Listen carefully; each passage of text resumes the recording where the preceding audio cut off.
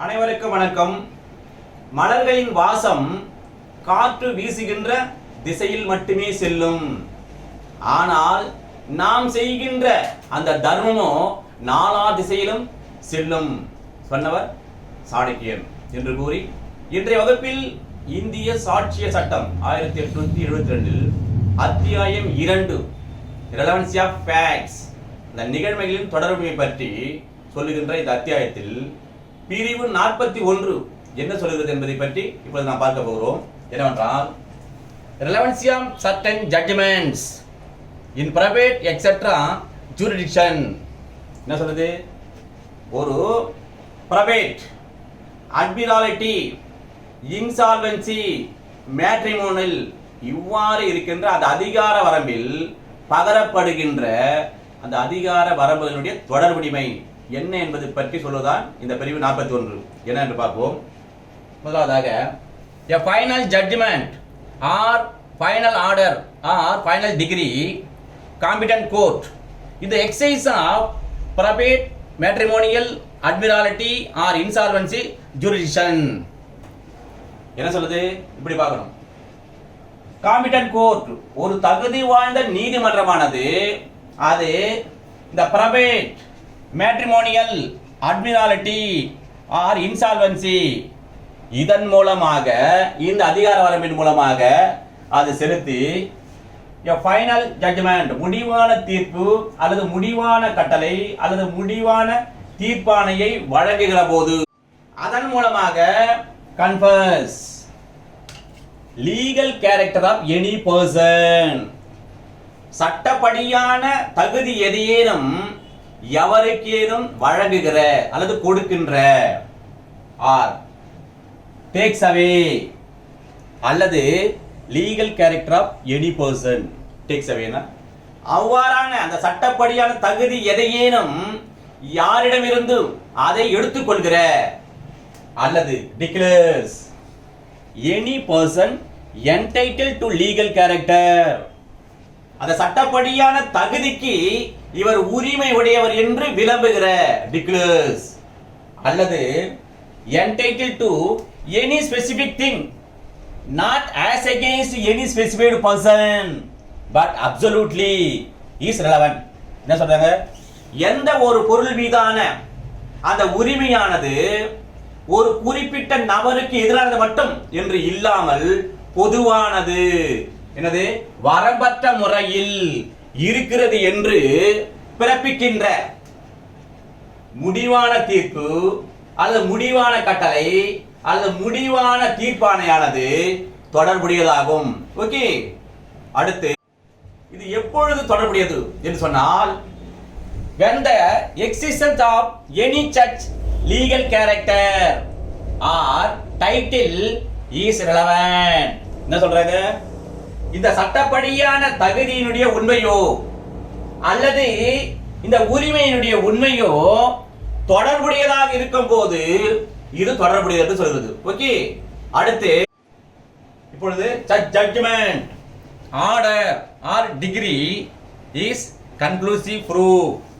அத்தகைய தீர்ப்பானது, அத்தகைய கட்டளையானது, அத்தகைய தீர்ப்பாணையானது அறுதியான நிறுவனம். இதுல நம்ம 2 கேள்வி கேட்கலாம். எதற்கு அறுதியான நிறுவனம்? மற்றொன்று, எப்பொழுது அது அறுதியான நிறுவனம் என்று சொன்னால், முதலாவதாக that legal character confers accrued, அந்த சட்டப்படியான தகுதியானது வழங்கி அது கிட்டியதற்கு அது அறுதியான நிறுவனம். எப்பொழுது என்று சொன்னால், at the time when judgment, order or degree came into operation, அத்தகைய தீர்ப்பு அல்லது கட்டளை அல்லது தீர்ப்பாணை ஆனது அவனுக்கு வந்த அந்த காலத்தில் இருந்து அது அறுதியான நிறுவனம் என்று சொல்கிறது. அடுத்து என்ன? லீகல் கேரக்டர் டிக்ளேர்ஸ் அக்ரூட், அந்த சட்டப்படியான தகுதியை விளம்பி அது கிட்டியதற்கு அறுதியான நிறுவனம். எப்பொழுது என்று சொன்னால், at the time when judgment, order or decree declares it to have accrued.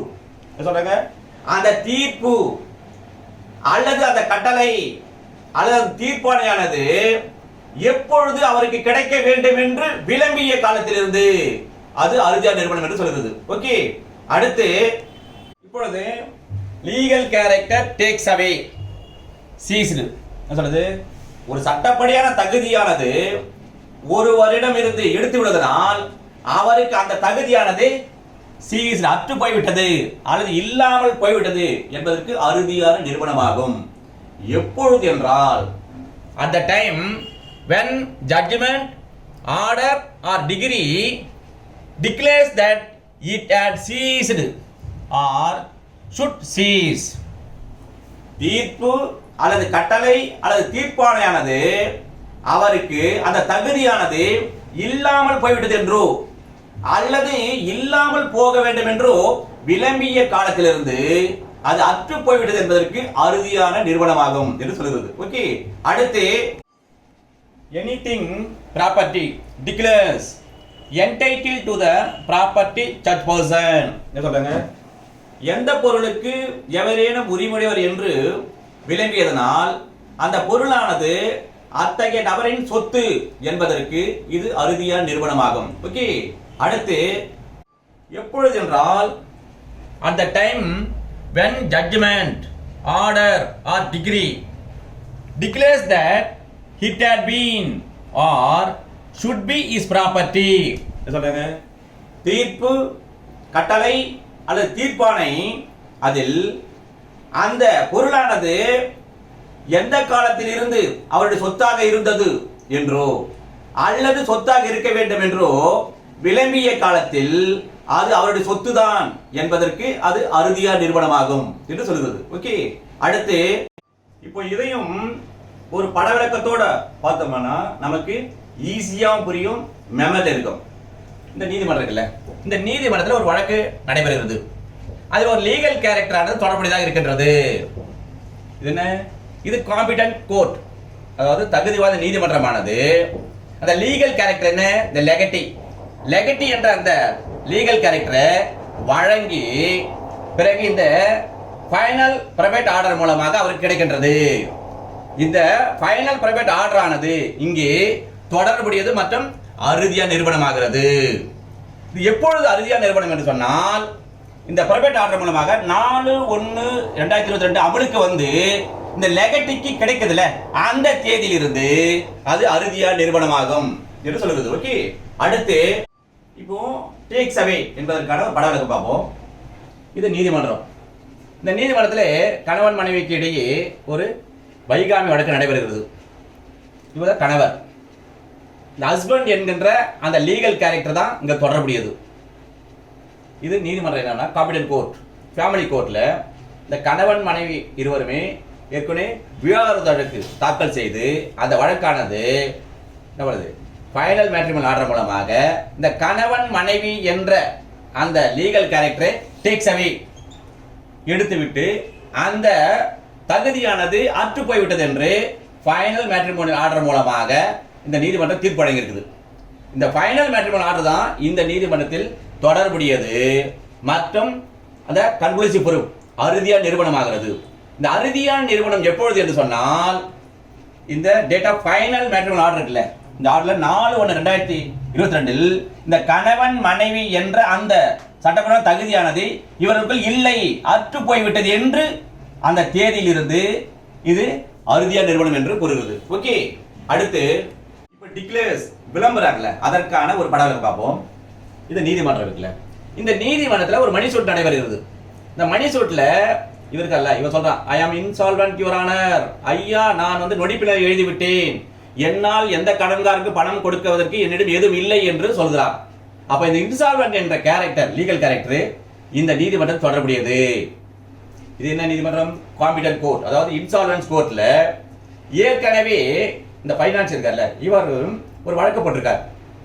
அந்த வழக்கில் இந்த நீதிமன்றமானது என்ன சொல்றாங்கன்னா டிக்ளேர் பண்றாங்க, என்னன்னு இந்த ஃபைனல் ஆர்டர் மூலமாக இந்த நபரானவர் இவர் நபர் இருக்கல இவர் இன்சால்வென்ட் நொடிப்பினலை எய்தவர் என்று இந்த நீதிமன்றமானது விளம்பி இந்த ஃபைனல் ஆர்டர் மூலமாக இன்சால்வென்ட் என்று தீர்ப்பு வழங்கிவிட்டது.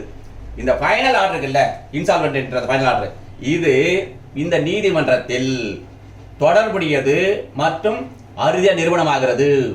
எப்பொழுது அறுதியா நிறுவனம் என்று சொன்னால், இந்த ஃபைனல் ஆர்டர் 4/1/2022 டிக்ளேர் விளம்பி அதன் மூலமாக இன்சால்வென்ட் என்று அந்த தகுதி ஒரு கிட்டியதில்லை, அந்த தேதியிலிருந்து அது அறுதியா நிறுவனம் என்று கூறுகிறது. ஓகே, அடுத்து இப்பொழுது என்டைட்டில்மென்ட் அதை பார்க்கணும் ஒரு பட விளக்கம். இது டிஎம்சி திருவள்ளூர் நீதிமன்றம். இங்கே தம்பியானவர் அண்ணன் மீது ஒரு இன்ஜெக்ஷன் சூட் போடுறார். ஐயா, என்னுடைய அண்ணன் அவர்கள் என்னுடைய நிலத்தில் அடிக்கடி என்கொலை செய்கிறார், அது எனக்கு உரிமையானது என்று வழக்கு போடுகிறார். இந்த ஓனர் ஆஃப் த ப்ராப்பர்ட்டி, இது லீகல் கேரக்டர் தான் இந்த நீதிமன்றம் தொடர்புடையது.